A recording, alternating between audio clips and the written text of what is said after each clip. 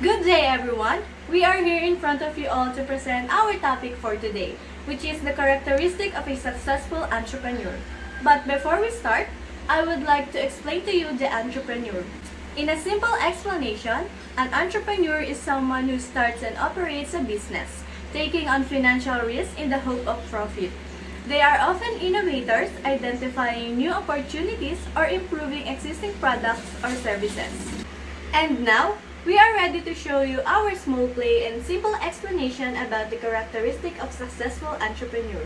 So you will all know the characteristic of a successful entrepreneur. So, without further ado, let's begin with our first characteristic, which is the desire to achieve.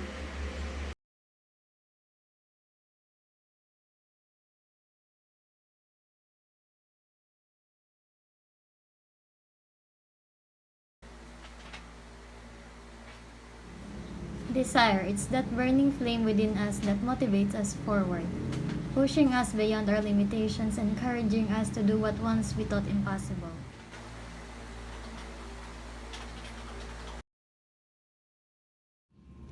It's funny how desire can make the world around you fade away. In this moment, nothing else matters but the goal ahead.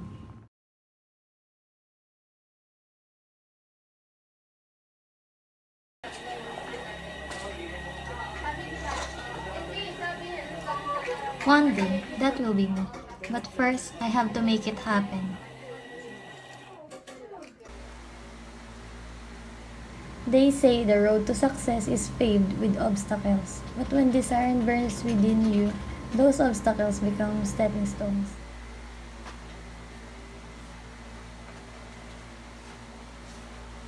I won't stop until I get there. Nothing can stand in my way.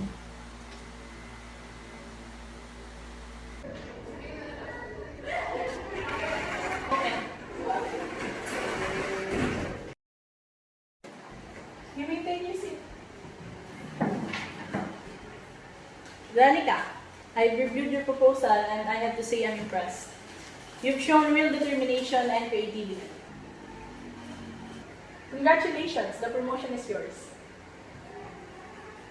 Our scenario shows that a strong and persistent passion to achieve one's goal and never give up on dreams is a crucial component of every company's success story. Without this motivation, success is impossible to achieve with skill or good fortune alone, regardless of what others may say about the significance or skill or luck.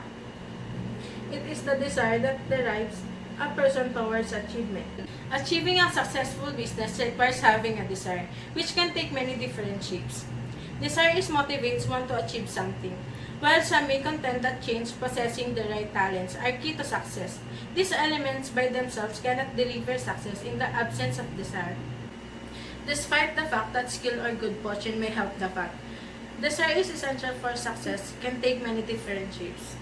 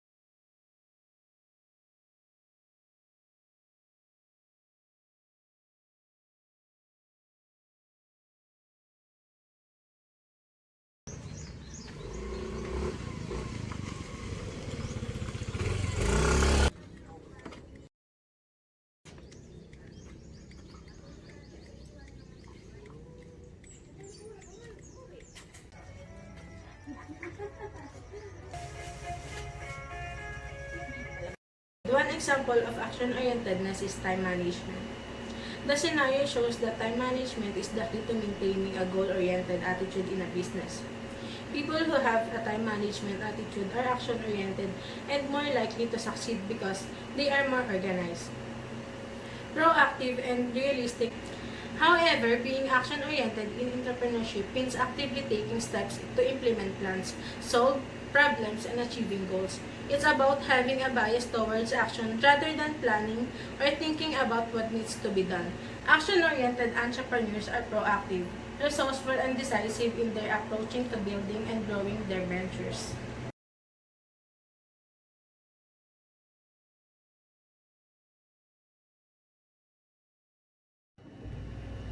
Every problem presents an opportunity. That's the mantra I live in.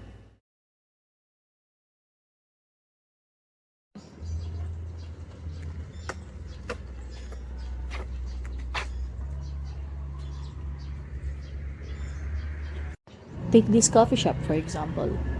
Long lines during rush hour. A common problem, but one that can be solved.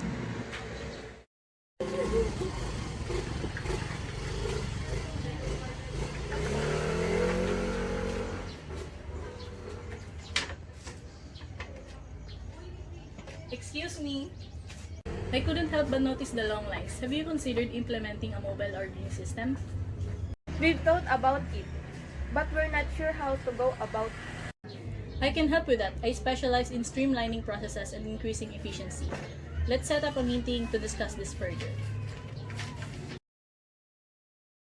Being a problem solver isn't just about identifying issues. It's about taking action and finding solutions.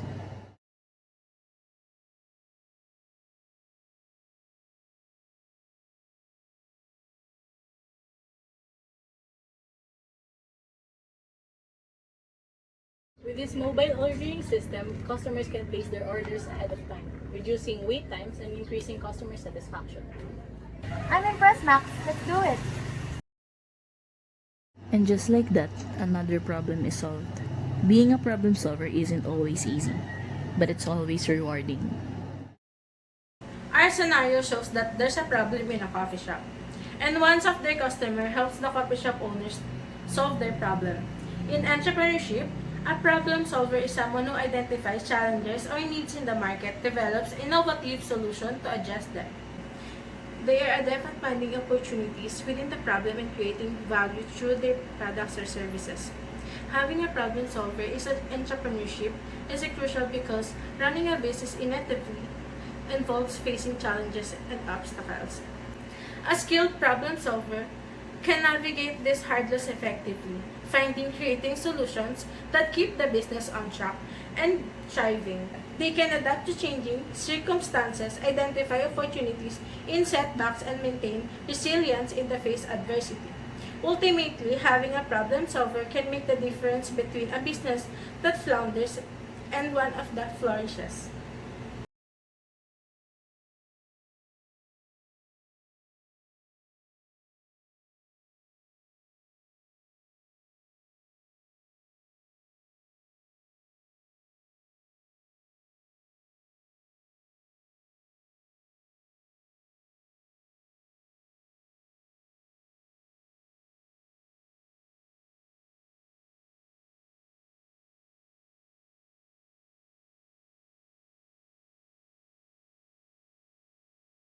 A risk-taker is someone who throws everything on the line in the hopes of succeeding or who accepts a higher chance of making poor judgments and puts up with uncertainty. Having a natural intelligence to make wise decisions is important for an entrepreneur. Like in the scenario, it shows that the entrepreneurship is taking a risk to invest in another business. They deal with each other to have a business together.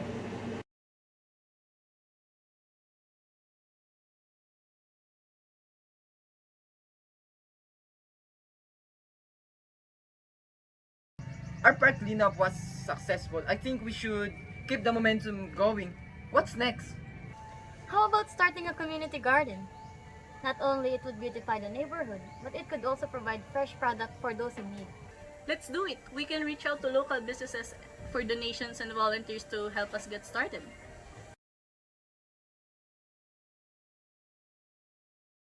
In our scenario, it shows the community members are discussing ideas for future initiative.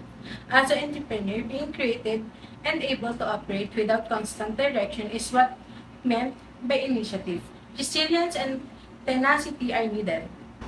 Initiative is a sign that person can think independently and act when necessary. It entails apply common sense and striving success. Being innovative and able to operate without constant direction is what meant by initiative. Resilience and tenacity are needed. Initiative is a sign that person can think independent and act when necessary.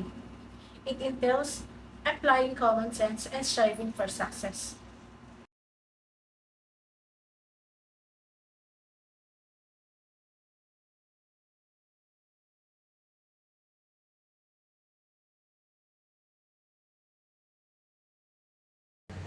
Okay, see you at 3 p.m. I'm willing to listen what is your offering.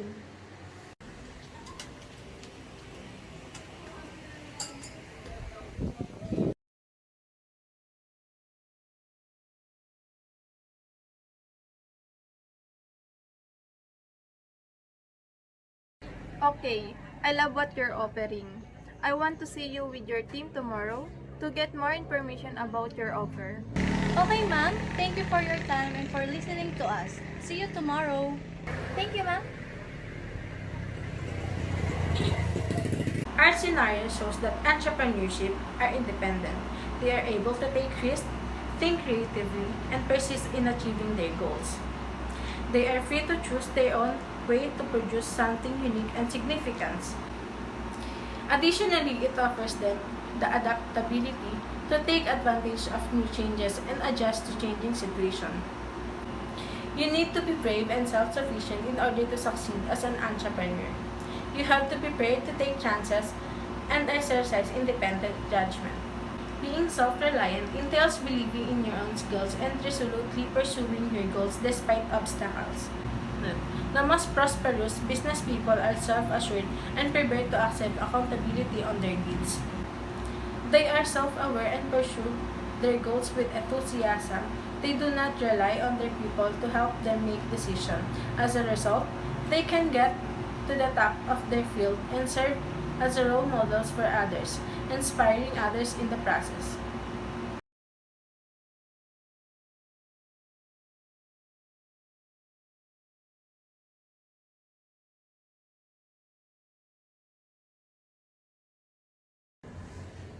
Di na may epekto lahat ng nauna nating strategy.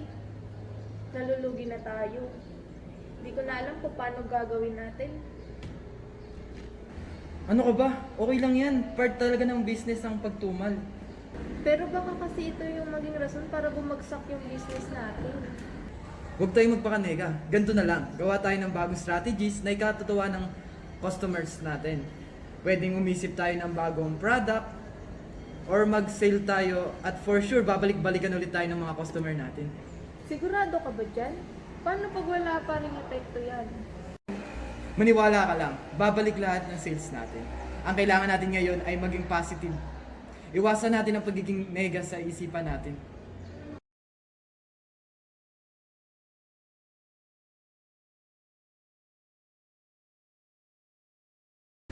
In our scenario, it shows that two employees are talking about their sales. And one employee is showing to his co-employee positivity and not losing hope in their sales. Positivity and optimism in entrepreneurship involve maintaining a hopeful and confident outlook despite challenges. It's about believing in the potential for success, staying resilient and approaching setbacks and learning opportunities rather than insurmountable obstacles.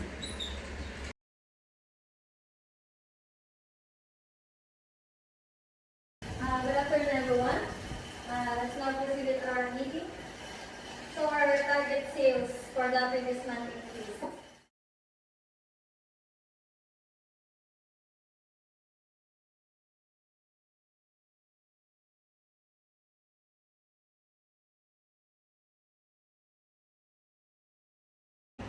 Without confidence, you will not succeed as an entrepreneur. You have something amazing to offer the world. A fantastic product, an amazing concept or knowledge. However, you almost certainly won't recognize for your worth and won't reach your full potential if you lack confidence. Though it could be one of the most vital weapons in your success kit when it comes to entrepreneurship. Confidence is essential to success in all facets of life. It is crucial to have faith in both your business and yourself.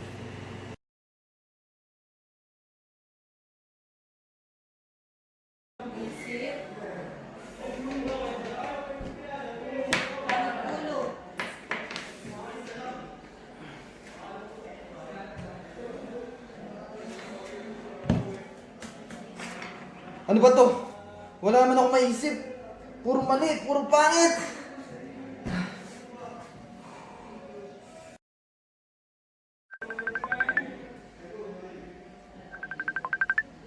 Hello, Oma. Napatawag ka? Anak, kailan ka ba uwi dito? Hinahanap ka ng mga kapatid mo. Hindi ka na raw nauwi dito ah. Ma, pasensya ka na. Marami kasi akong inaayos dito eh. Eto nga, binigyan ako ng trabaho ng boss ko. Kanina pa ako nag-iisip dito kahit isang katiting wala akong maisip. Hirap na ako, ma. Naku anak, pasensya na at naistorbo kita. Basta lagi mong tatandaan ang lagi kong sinasabi sa'yo noon pa lang na huwag nyo idadaan ang lahat sa inis at galit. Hindi kayo makakapag-isip ng tama at maganda kung gano'n ang nararamdaman nyo. Opo, ma. O siya anak, sige na at naistorbo kita. Ingat ka dyan ha. Sige, ma. Ingat ka rin kayo dyan.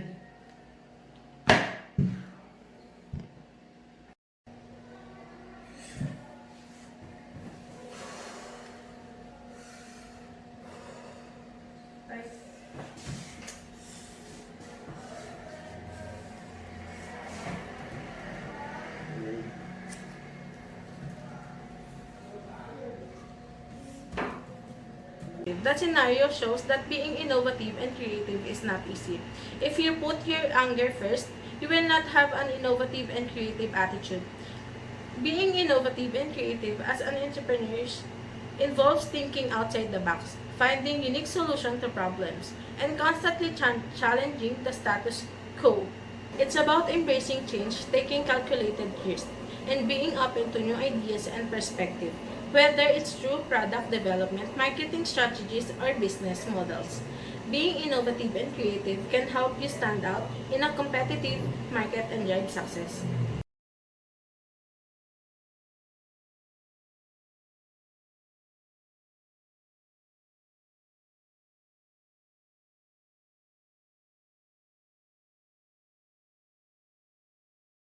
Pansin ko madami ng kamukha ang ating produkto sa market at nahihirapan na tayong magbenta.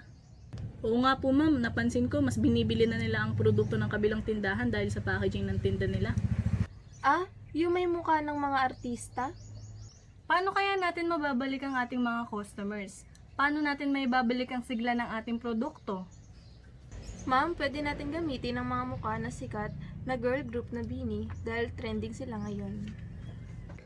Oo nga po ma'am, mas malaki ang kikitain natin dahil dito. Dahil mapamatanda, bata, babae at lalaki nakikinig sa grupong ito.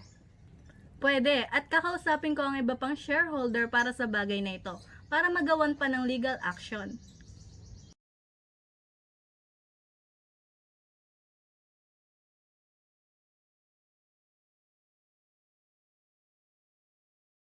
In our scenario, their team is sharing a solution to get back their customers, which shows their open-mindedness and flexibility.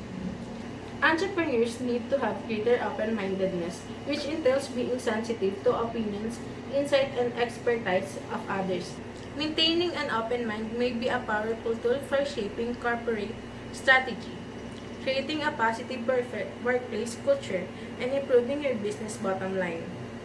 On the other hand, flexibility is the ability to swiftly and composedly adapt to short-term change in order to efficiently handle unforeseen issues or duties.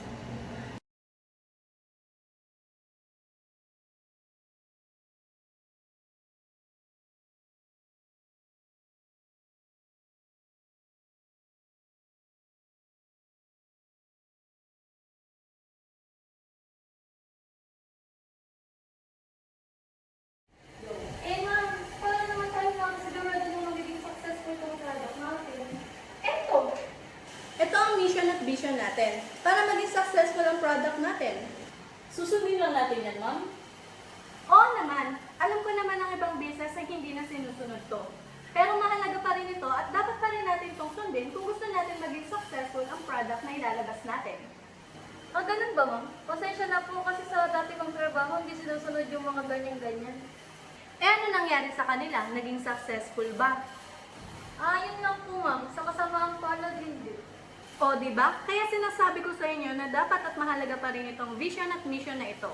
Sa gayon ay maging successful ang pinaghihirapan natin ito. O siya, tuloy na natin yung talagang topic natin, ha?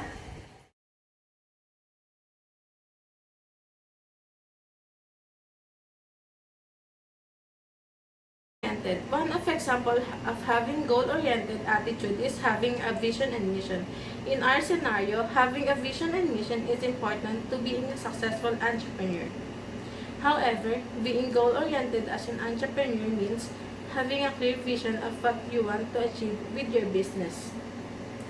This goal could be related to revenue targets, market shares, customer satisfaction, product development, or any other aspects of your business. Being goal-oriented helps you stay focused, motivated, and organized as you work towards achieving your objectives and building a success venture.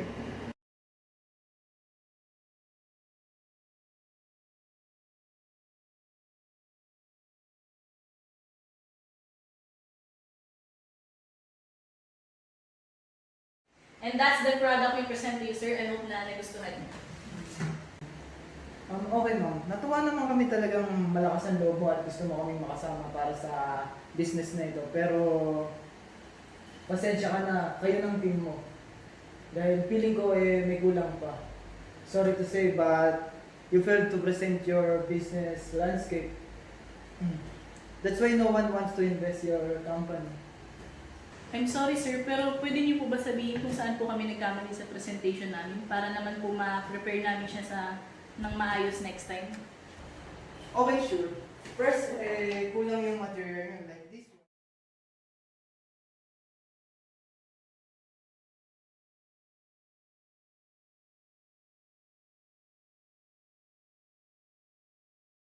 Mistake happen to everyone. Like in our scenario, it shows that there is mistake in her performance and it can be improved. But you should not easily give up. Mistake in business can be particularly painful for entrepreneurs and small company owners. However, you can improve even more at what you do if you are willing to learn from your errors. It's inevitable for an entrepreneur to make a lot of blunders.